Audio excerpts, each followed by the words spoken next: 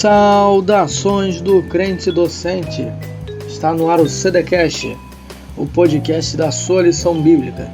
Eu sou o professor André William e estamos estudando a revista Lições Bíblicas, da editora CPAD, que tem por título nesse trimestre o seguinte: Aviva a tua obra, o chamado das Escrituras ao quebrantamento e ao poder de Deus.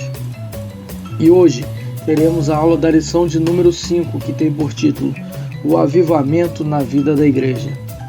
Quero nessa oportunidade lhe convidar para seguir o Crente Docente em outras mídias, no Instagram, sempre acompanhando as lives, no Facebook e aqui pelo YouTube, curtindo, compartilhando, comentando e principalmente se inscrevendo no canal. E agora, vamos à nossa lição. Essa temática é por demais importante. Avivamento se faz uma questão muito necessária na vida de todo cristão. E hoje teremos por base a vida da igreja primitiva, como essa igreja avivada pelo Espírito Santo, pelo derramar do Espírito Santo no Pentecoste, se viu movida, impelida a cumprir o propósito de Deus. Nosso textuário está em Atos capítulo 2, versículo 4, esse versículo muito conhecido, que diz o seguinte: E todos foram cheios do Espírito Santo, e começaram a falar em outras línguas, conforme o Espírito Santo lhes concedia que falassem. Novamente, e todos foram cheios do Espírito Santo, e começaram a falar em outras línguas, conforme o Espírito Santo lhes concedia que falassem. Atos capítulo 2, versículo 4. Aqui já está revelado o caráter geral, abrangente do derramar do Espírito Santo.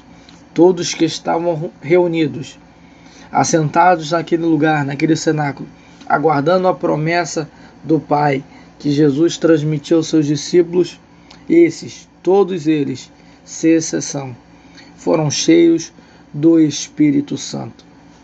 E é isso que Deus nesse tempo intenta para todo cristão: uma vida cheia do poder de Deus, uma vida avivada pelo Espírito Santo da promessa. Bem, aqui nós temos caminhado progressivamente na história do avivamento bíblico. E de acordo com a ordem cronológica dos fatos, chegamos agora no avivamento da igreja. Entenda-se aqui, igreja primitiva. Essa lição visa informar como aqueles primeiros crentes foram energizados pelo Espírito Santo de Deus para uma vida de poder e de pregação ousada. Consideremos aqui o derramar do Espírito Santo como ato fundador ou inaugurador da igreja. O mesmo poder do Espírito que operou nos profetas e em Jesus cair agora sobre aqueles que aguardavam a promessa do Pai. Aquela promessa que Jesus reitera em Lucas capítulo 24, versículo 49. E conjuntamente nós aqui veremos como a obra e os dons do Espírito Santo são recomendáveis para este tempo, nos mesmos moldes da igreja primitiva. Crendo nisso, nós podemos orar da seguinte maneira: Aviva, ó Senhor, a tua obra. A oração que fez o profeta Abacuque. Porque olhar para a igreja primitiva é ver a referência, é ver o exemplo de poder, de vida dinâmica que Deus intenta para a sua igreja, para o corpo de Cristo. A igreja dos dias de hoje tem de ser obrigatoriamente cheia do Espírito Santo, como foram aqueles primeiros crentes. O Divino Espírito é o agente ativador, mobilizador e potencializador da obra de Deus.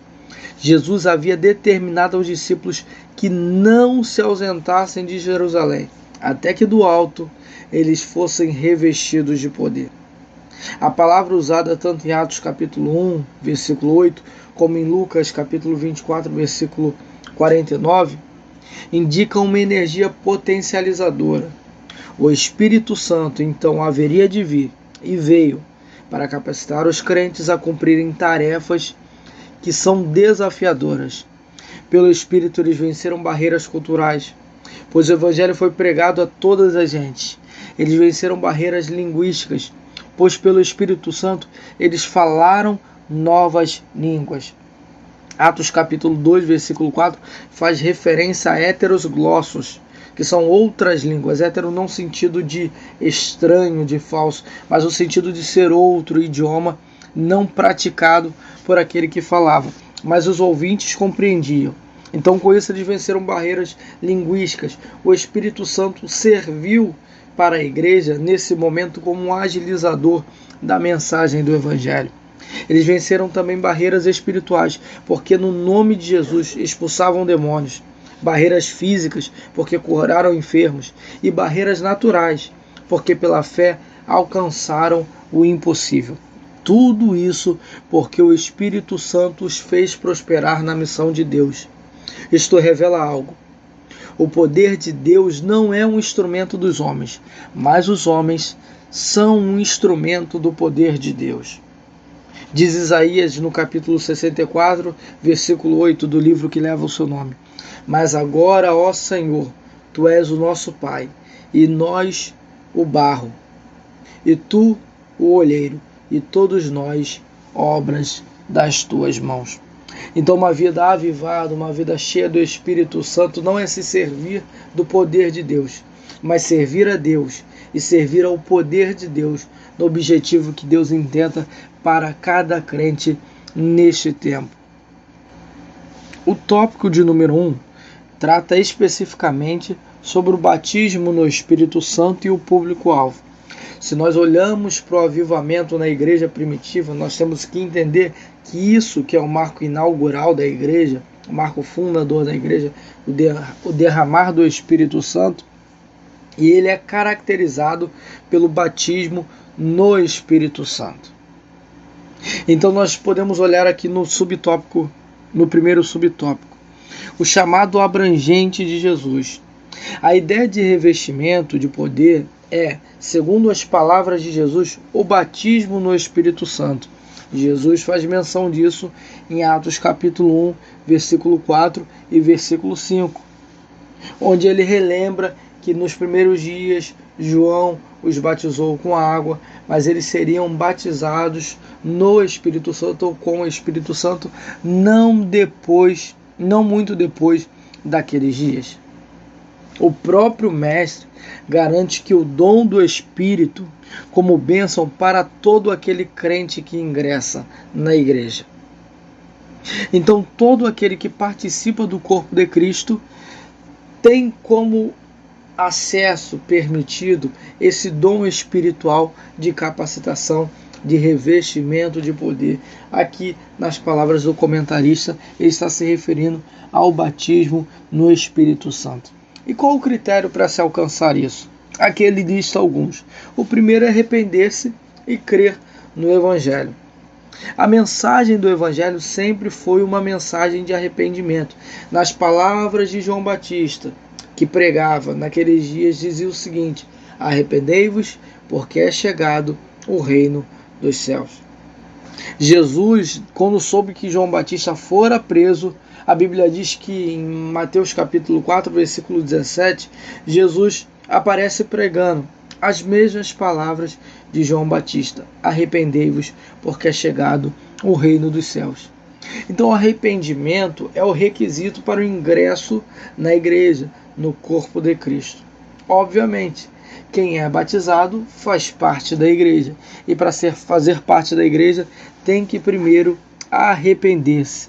O arrependimento pode ser considerado uma mudança consciente e voluntária nas formas de ação, reação e intenções. Então, o arrependimento é uma decisão que o indivíduo toma e caminha nessa direção de mudar a sua mente, de mudar as suas ações, de mudar as suas intenções e de mudar o seu comportamento. E crer no Evangelho junto a isso. Crer aqui nós podemos considerar como a reformulação de crenças e valores. A fé nos primórdios da igreja não era mente uma expectativa de melhora ou sucesso temporário. Fé para aqueles crentes sempre foi alinhar a sua crença ao conjunto de valores que emanam da palavra de Deus, ou seja, é você alinhar a sua crença interior àquilo que está dentro da Escritura. No caso dos primeiros crentes, aquilo que Jesus ensinou para eles. Então não dá para dizer que alguém crê só porque ela tem uma expectativa de melhora, de mudança, de alcançar um bem-estar social, emocional. Não, fé não é só isso. Na verdade, fé é muito além disso. Até porque está escrito em 1 Coríntios capítulo 15, versículo 19, o seguinte: se esperarmos em Deus, em Cristo somente nessa vida, somos os mais miseráveis dentre os homens. Ou seja, fé é aquilo que vai reestruturar a nossa filosofia de vida, o nosso jeito de pensar, iluminar o nosso ser de forma a mudar, a transformar o nosso comportamento. Segundo requisito, é o requisito da obediência. Observe que Jesus designou um lugar para o derramamento do Espírito. Não se ausentem de Jerusalém, ficai em Jerusalém, até que do alto sejais revestidos de poder. Obediência. Está implícito aqui que eles tinham de obedecer. O Espírito Santo caiu, foi derramado sobre todos, mas sobre todos aqueles que aguardavam a promessa do Pai. Deus sempre espera a nossa obediência. E terceiro, santificar-se. O Espírito é chamado, obviamente, de Espírito Santo. Isso porque ele é santo. Convém que a morada de Deus, que a habitação de Deus seja santa. Salmo 93, verso 5 diz: quão fiéis, Deus, são os teus testemunhos, e a tua casa convém a santidade. Espera-se daquele crente que tem expectativa, que tem anelo, que tem desejo de ser cheio de Deus, de purificar a sua vida. Deus é santo. Deus não habita em lugares profanos. Deus é um Deus de santidade. Então aquele que espera ser cheio de Deus tem que ser santificado. O tópico de número 2 fala sobre o alcance da promessa, e aqui eu gostaria de colocar como a universalidade da promessa. Esse derramamento cumpre o que disse o profeta Joel, no capítulo 2, que Deus derramaria do seu Espírito sobre toda a carne. Ele diz: e depois dessas coisas acontecerá que derramarei do meu Espírito sobre toda a carne. Pedro faz menção dessa profecia em Atos capítulo 2, dando a entender que ali estava se cumprindo aquela promessa que foi predita por Joel. Todavia, o apóstolo acrescenta no versículo 39 do capítulo 2 do livro dos Atos dos Apóstolos, dizendo que aquela promessa não era só para eles, mas para todos quantos o Senhor Deus chamar. Todo crente é chamado por Deus. Todo crente é tirado das trevas para o reino da sua luz. Sendo assim, todos nós somos chamados. Todos nós temos esta promessa, a promessa do derramamento do Espírito. O tópico de número 3 fala sobre o engano dos cessacionistas. Em suma, nós podemos colocar da seguinte maneira esse subtópico: que alguns, ou por falta de fé, ou por falta de compreensão, eles tentam colocar o batismo no Espírito Santo como um ato descontinuado, ou seja, foi para aquele tempo específico da igreja, no start inicial da igreja, e depois cessou. Mas não é isso que diz a profecia que Pedro diz em Atos capítulo 2, versículo 39. Todos quanto o Senhor Deus chamar. Então isso é um ato contínuo. O Espírito Santo nesses dias quer encher as nossas vidas do seu poder. O batismo no Espírito Santo é então uma ação contemporânea para os dias atuais, para este momento, porque neste momento precisamos ser cheios do Espírito Santo. Então o batismo não é uma conversão. A conversão é o ato inicial de ingresso no corpo de Cristo, que vem mediante arrependimento e fé, que já foi falado aqui. Quando eu me arrependo, e creio no Evangelho, eu entro no corpo de Cristo. O Espírito Santo me coloca no corpo de Cristo, me mergulha no corpo de Cristo. Mas esse segundo momento, alguns gostam de chamar de segunda bênção, é o momento que Jesus vem e nos mergulha no seu Espírito, nos batiza no seu Espírito e dali somos cheios do seu poder e da sua presença, por uma vida dinâmica, uma vida de poder. O tópico de número 2 vai tratar sobre o dinamismo da Igreja Apostólica. A glória de Deus sempre foi o marco inaugural dos grandes eventos de Deus, seja lá no Antigo Testamento, onde Deus se revelava pela sua glória. Na inauguração do templo, de igual modo, foi assim. E a igreja não seria diferente. A igreja foi marcada pelo derramamento do Espírito Santo. Este ato tem o Espírito Santo como agente potencializador. Esse formato indica como a igreja deve viver numa atmosfera de poder e de unção. Ou seja, Jesus inaugurou a igreja com poder. E esse derramar do poder indicaria como a igreja tinha de viver. E assim foram os Atos dos Apóstolos.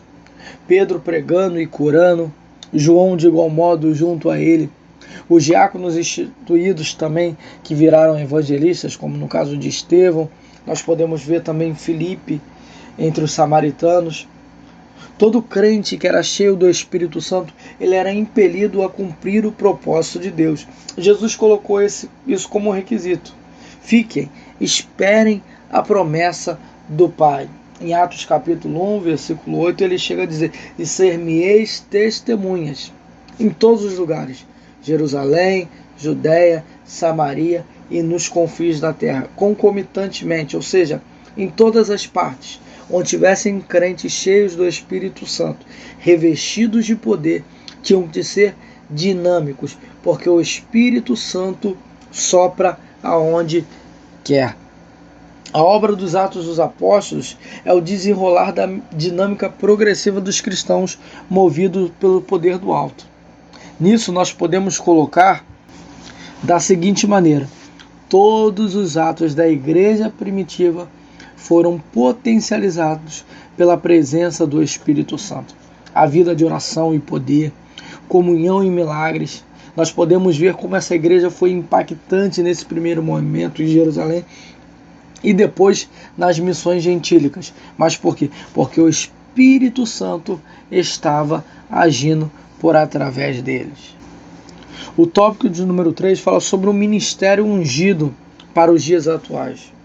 O modelo recomendado por Jesus em Marcos 16, do versículo 15 ao 17, foi eficaz no desenrolar das ações da igreja. Os sinais acompanhavam os apóstolos. Pelas suas mãos se faziam grandes sinais. Isso servia de selo da autêntica mensagem de Jesus. E como cumprimento da promessa de Jesus acerca do Espírito, quando ele disse: e ele me glorificará, indicando que tudo que o Espírito Santo fizesse no meio dos discípulos seria para a glória do próprio Cristo. E hoje, nesse tempo, todas as ações de poder, de dinamismo, de unção, de milagres, que o Espírito Santo atua, ou que os crentes operam pelo poder do Espírito Santo, tem de ser para a glória de Cristo Jesus. Isto sela o que Jesus falou, porque Jesus viveu numa atmosfera de poder e do Espírito Santo.